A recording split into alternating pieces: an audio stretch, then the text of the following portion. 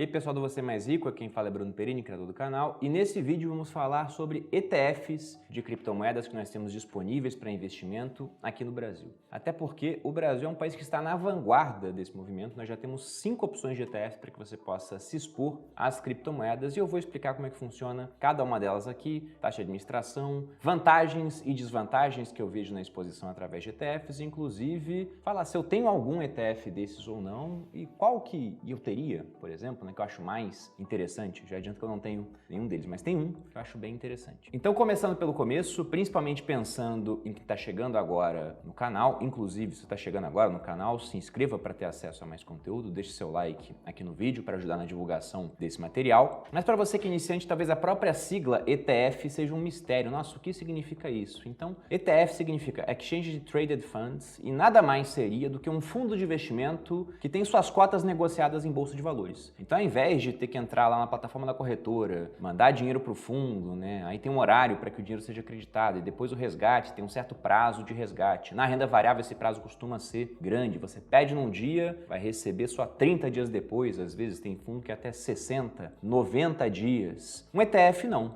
Você compra como se fosse uma ação e da mesma forma vende como se fosse uma ação. A tributação é idêntica à das ações também. Ou seja, no final das contas você acaba tendo exposição a um fundo que, no caso dos ETFs, principalmente os nacionais, ele costuma replicar um certo tipo de índice ou um desempenho de um ativo. Aqui no caso a gente vai ver que esses ETFs que serão citados, os 5, ou replicam uma certa criptomoeda ou uma cesta de criptomoedas. E justamente por conta disso, como não há um trabalho intelectual de uma equipe, pelo menos não tanto quanto em um fundo ativo, para que você fique selecionando certos investimentos e às vezes vendo um picking ali, o melhor ponto de compra ou de venda para maximizar a performance do fundo, as taxas de administração dos ETFs costumam ser mais baixas do que nos fundos de gestão ativa, né? Um fundo de investimento com o gestor ali de fato tomando decisões. E aqui no Brasil, como eu disse, nós estamos bem avançados nessa parte de ETFs de criptomoedas. Talvez eu esteja errado, não pesquisei em todos os países do mundo, mas até onde eu sei, nós somos o país que tem mais opções de ETFs de criptomoedas disponíveis hoje. Na América Latina, com certeza, no mundo, se não fomos o primeiro, estamos lá na vanguarda. E já que temos essas opções, que são inclusive interessantes, principalmente pensando naquele cara que não conhece nada no mundo de criptomoedas, mas já conhece essa parte de bolsa de valores, vamos ver uma por uma o que elas fazem, quem são as gestoras por trás. Então, dividindo aqui esses 5 ETFs, nós temos 2 que vão buscar replicar o preço do Bitcoin, 2 que vão buscar replicar o preço do Ether, a moeda do Ethereum, né, daquela rede que quer descentralizar a internet, ser um tipo de Web 3.0, e temos uma opção de ETF que vai seguir uma cesta de criptomoedas. Então, começando daquilo que é mais conhecido, pelo menos de quem assiste aqui o canal, que é a parte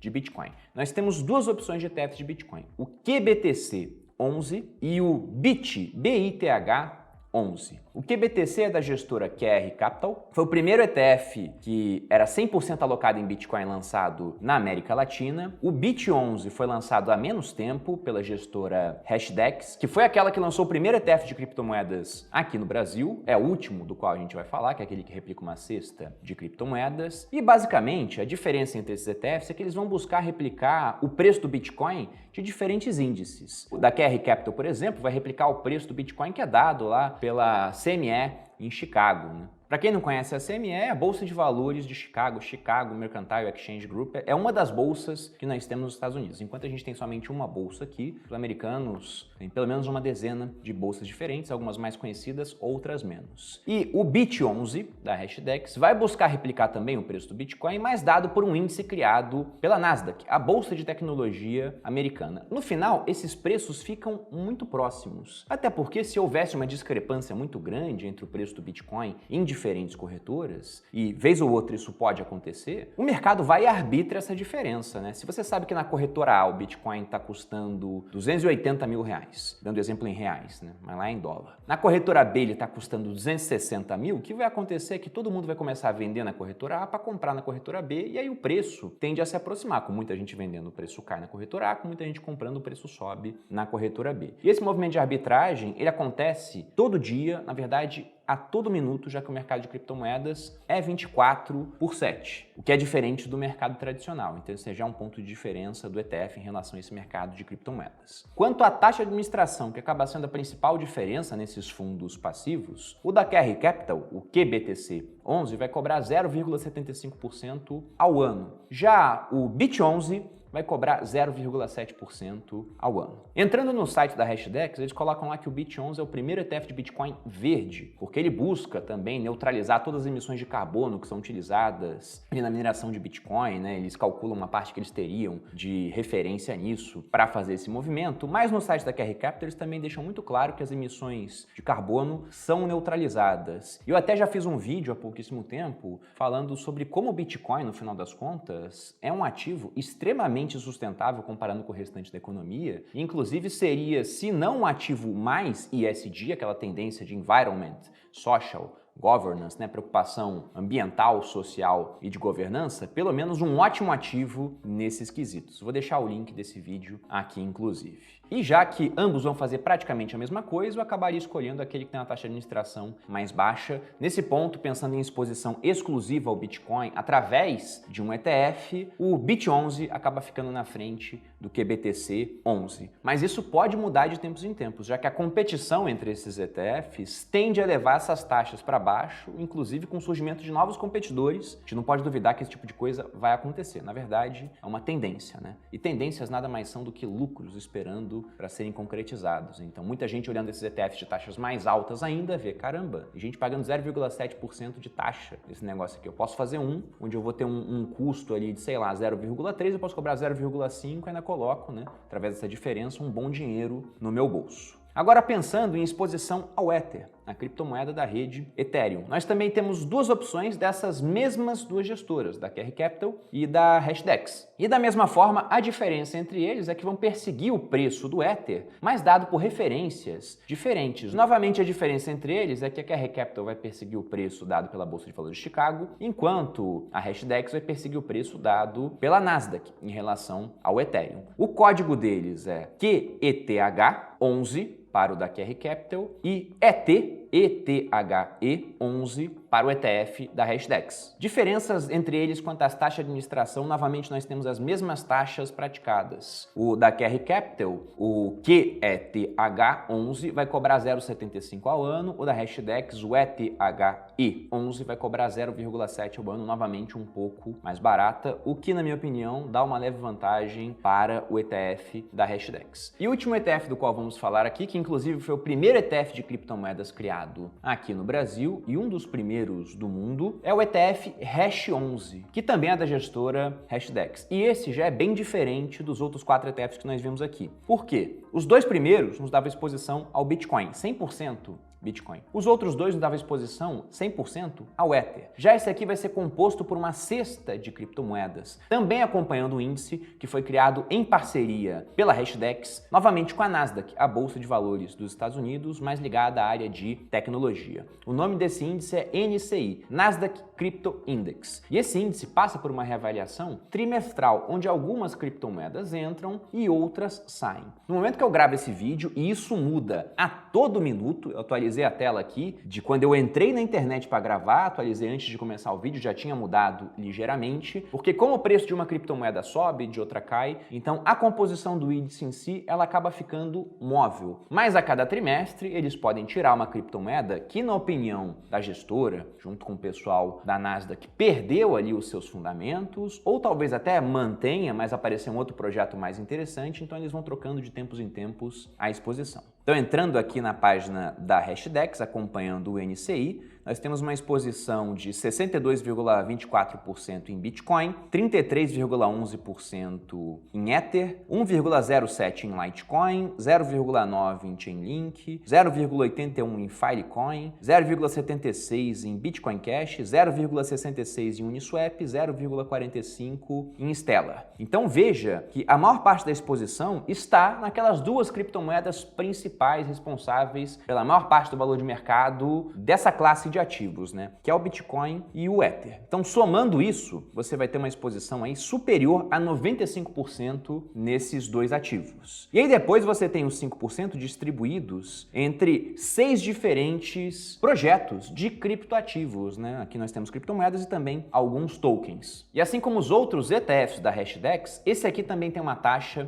de 0,7% ao ano. Dentro dos 5 ETFs que nós vimos até agora, eu considero esse o mais interessante. E por quê? Porque eu queria que houvesse um instrumento que me desse exposição a esses mais de 10 mil ativos que nós já temos hoje no mercado de criptomoedas. Na verdade, vendo o número, não é nem exato, né? Porque demora um tempo para atualizar, às vezes cria algum tipo de ativo e o CoinMarketCap não consegue capturar na mesma hora. Mas segundo o CoinMarketCap hoje, nós temos 11.754 ativos. Se houvesse um veículo de exposição que me desse uma pequena exposição a cada um desses projetos, acho que seria muito interessante. Porque toda hora tem alguma criptomoeda que quase ninguém conhece, que sai de praticamente zero até, sei lá, $1. Olha a subida desse negócio, né? É muito grande. Aí depois vai de $1 para $10, abaixo do radar de muita gente. Aí quando as pessoas ouvem falar, já teve uma subida de uns 5.000%. Então seria muito bom se houvesse um instrumento assim. Ainda não tem, pelo menos eu não conheço, né? Mas ausência de evidência não é evidência de ausência. Talvez exista por aí. Só que dentro desses ETFs eu enxergo esse da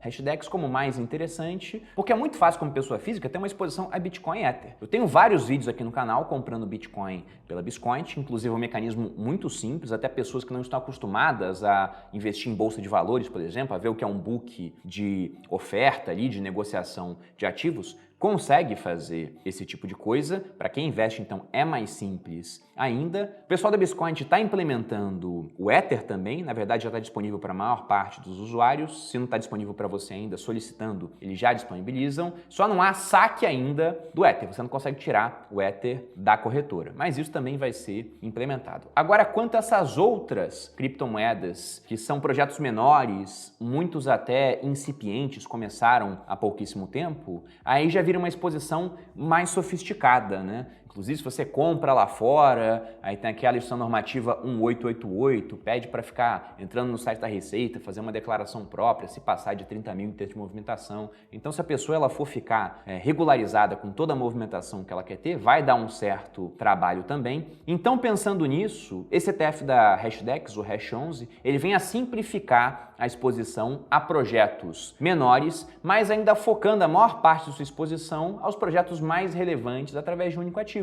Você tem lá, de uma vez só, exposição a várias criptomoedas diferentes, com mais peso em Bitcoin e Ether, mas com algum peso em ativos que, no geral, devem trazer um melhor desempenho para esse ETF ao longo do tempo. Eu não vou comparar o desempenho desses ETFs aqui porque eles são muito novos. Se a gente for pegar o mais antigo deles, ele foi lançado no final de abril. Então tá batendo aí praticamente 6 meses. Quando você entra até em uma corretora para ver desempenho de fundos, você vê que fundos com menos de 6 meses não tem nenhum desempenho de estado, porque afinal de contas é tão moderno que aquilo não significa tanta coisa. Mas pensando a longo prazo, eu tendo a imaginar que esse ETF que tem mais diversificação vai ter um melhor desempenho comparado com os ETFs que são focados em apenas um único ativo. E agora pensando em vantagens e desvantagens de escolher essa forma de exposição às criptomoedas. Primeiro, listando as formas de exposição, você pode comprar diretamente, é o que eu faço, por exemplo, com Bitcoin, com Ether. Você pode investir em fundos de investimento tradicionais, entre aspas, tradicionais que eu digo no seguinte sentido, são fundos igual, por exemplo, um fundo multimercado. Na verdade, eles são caracterizados como fundos multimercado. A diferença é que vai estar investindo em criptoativos. E você tem essa exposição em ETFs. Pensando nos ETFs, há vantagens em relação a essas duas exposições e desvantagens também. Primeiro, pensando no ponto das vantagens, Isso é só minha opinião, você pode ter uma opinião diferente, inclusive deixa aqui nos comentários para que outras pessoas vejam. Eu acho que há 3 principais vantagens em utilizar um ETF para isso. Primeiro, a facilidade, como eu disse, para quem já negocia em bolsa de valores é extremamente simples, não é necessário criar conta em uma outra instituição, utilizar corretora de criptomoedas, até muita gente interpreta, e isso pode ser colocado como uma vantagem relativa, depende do seu entendimento, que a custódia das criptomoedas é um problema, o cara perde a senha, não consegue ter mais acesso aos recursos. Então, essa facilidade de ser mais um ativo listado na B3, a nossa bolsa de valores aqui no Brasil, e de ter uma custódia feita de um modo profissional, te garante uma exposição mais segura em termos de exposição como investimento. E a última vantagem, e essa é apenas em relação aos fundos de investimento em criptomoedas, e não a exposição de você comprar diretamente esse ativo, é quanto à questão da tributação. Porque enquanto o fundo vai ser classificado como multimercado e vai estar sujeito à ação do Come Cotas, que é um adiantamento do imposto de renda, que vai te cobrar sempre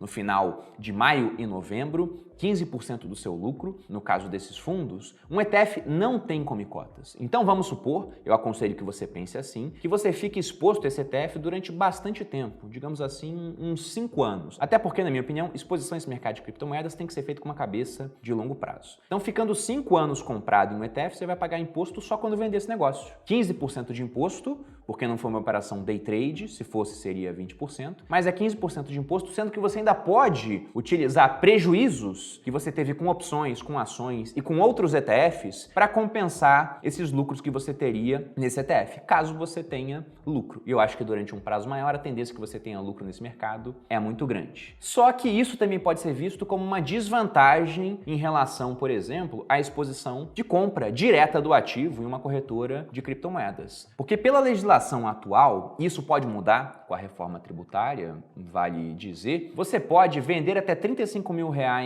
por mês em criptomoedas e mesmo tendo lucro, você está isento de pagar imposto de renda nessa movimentação. E pensando principalmente no pequeno investidor, que vai ter uma exposição muitas vezes menor do que isso, essa acaba sendo uma grande vantagem, já que isso te garante, no mínimo, 15% a mais de resultado no seu bolso quando você tem lucro. Então, por conta disso, o ETF acaba sendo melhor do que os fundos tradicionais na parte de tributação, mas pior para a exposição direta, comparando sobretudo ao pequeno investidor. Quando o cara já tem mais dinheiro, talvez até poder utilizar essa compensação de prejuízo de outros ativos, possa vir a deixar o ETF mais interessante. Continuando na parte de desvantagens, uma outra que tem que ser citada aqui também é que criptomoedas não servem apenas para você ter exposição a alguma coisa altamente assimétrica, né? Se cair não passa de zero, mas pode subir 1000%, 2000%, 3000%, pode subir muito e multiplicar bastante o seu patrimônio investido. Criptomoedas, dependendo de qual criptomoeda a gente está falando, mas principalmente pensando no Bitcoin,